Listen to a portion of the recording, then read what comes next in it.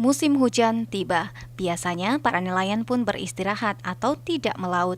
Terkait hal itu, maka Dinas Kelautan, Perikanan, Peternakan, dan Pertanian Kota Makassar melakukan kegiatan pemberdayaan terhadap para istri nelayan. Saat para nelayan istirahat, maka saatnya istri nelayanlah yang beraktivitas melalui pendampingan khusus dari DKP 3 Makassar. Istri nelayan yang diarahkan dibina untuk mengelola hasil laut atau perikanan. Di antaranya membuat abon ikan dan cumi goreng kemudian dikemas.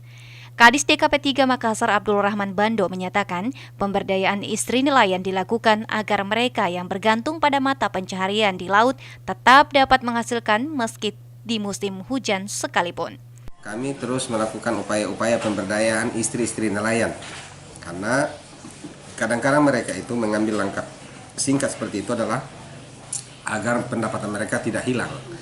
Tapi kalau istrinya diberdayakan, ada pendapatan substitusi dari ketika mereka tidak melaut, ya digantikan oleh pendapatan istri mereka dengan membuat olahan-olahan hasil-hasil kelautan dan perikanan. Inilah yang saya genjot dalam kurang lebih 2 tahun lebih, bahkan sudah masuk tahun ketiga ini untuk membuat kelompok-kelompok pemberdayaan wanita pesisir.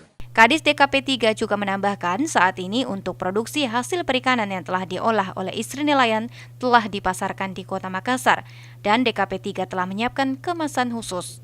Ira, Pajar TV.